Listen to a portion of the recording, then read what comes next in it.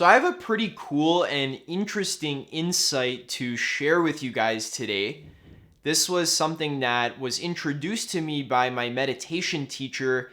I had never heard of this concept from anywhere before until I was going for a walk in the forest with one of my meditation teachers, this older woman. She's a Tibetan Buddhist Lama. Well, she's not a Lama, but she's a meditation practitioner, very wise old woman. I was walking in the forest with her and she said to me, "Do you notice the patterning of the forest? Notice the patterns of the branches, of the leaves. Notice the way the leaves fall on the floor. Are you aware of the patterns of consciousness?" And this was something so new to me. I had never heard about this idea before, and I realized that, yes, consciousness has certain patterns, and when you spend, let's say, a lot of time in nature, for example, those patterns actually absorb into your consciousness and become a part of who you are. So, for example, I remember when I went on vacation to Costa Rica when I was 18 years old. I spent a lot of time in the jungle there, almost all day. I spent in the jungle. There was this one hotel I had that was literally right inside the jungle. You had to take a boat to get there in Tortuguero. And I spent literally all day just exploring the jungle. It was the most magical experience of my whole life.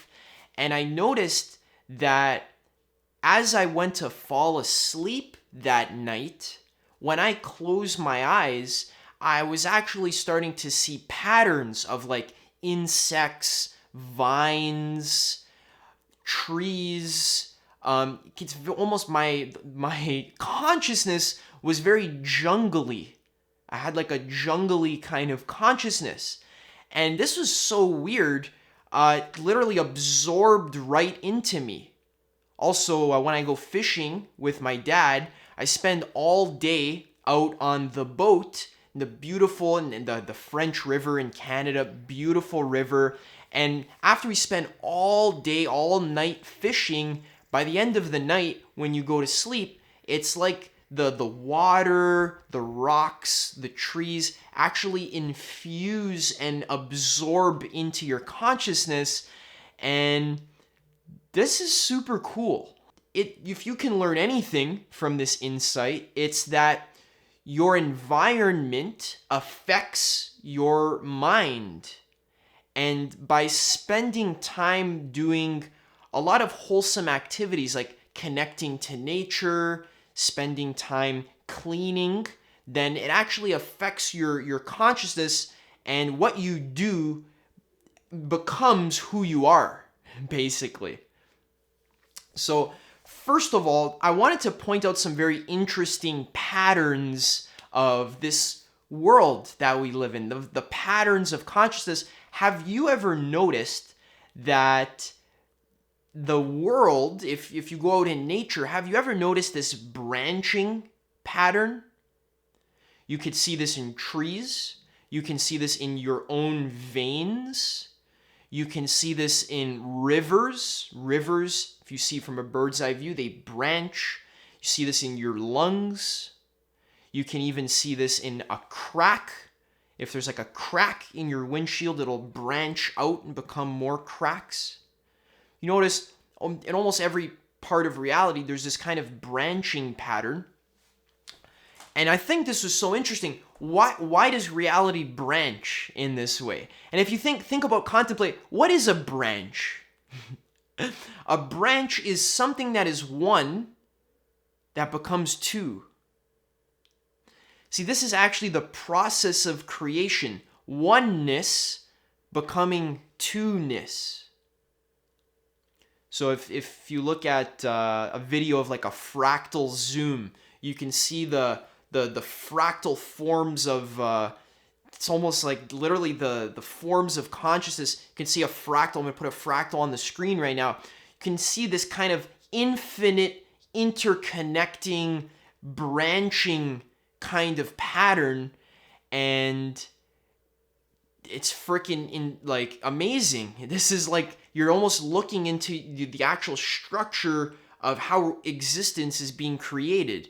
Also, notice the spiral as well. The spiral's infinite. It kind of starts big, but then the thing with the spiral is that it can keep spiraling in and in and in for eternity. It's just always kind of spiraling into itself.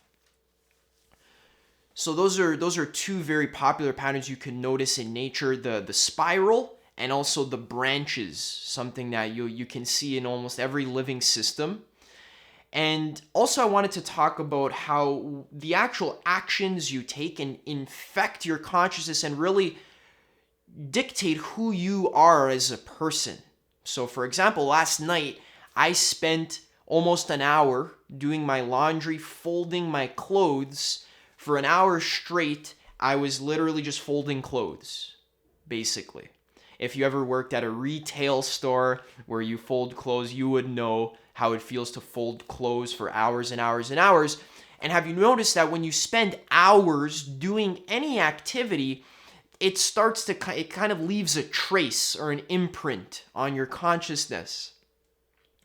So I was folding clothes all night, and then after that hour and a half of folding clothes, my actual consciousness felt very organized and folded. Like I just felt very organized, basically, like very geometric and structured, because I was organizing my clothes. My actual mind felt organized. The same when I wash the dishes in the sink. Let's say if you're a dishwasher where you wash dishes for 8 hours, you would notice that after work, it almost feels like you've been purified. Like when I wash dishes, it almost feels like I'm purifying my mind. I'm washing the gunk out of my mind. That's why I'm such a big proponent of cleaning. Cleaning your environment is a very conscious activity to do, because it's almost like you're cleaning and organizing your mind, because your environment and your mind are one thing. They're connected. Also, swimming. I'm a swimmer. I love swimming. If you spend a few hours swimming, like I would on the beach or in the pool, swim for a few hours. After you get out of the pool and you stand back up on land, it's almost like your consciousness, you feel more flowy. You feel more in your body, but more like you're very flowy, very watery, very loose, go with the flow. Kind of the opposite of building with Lego.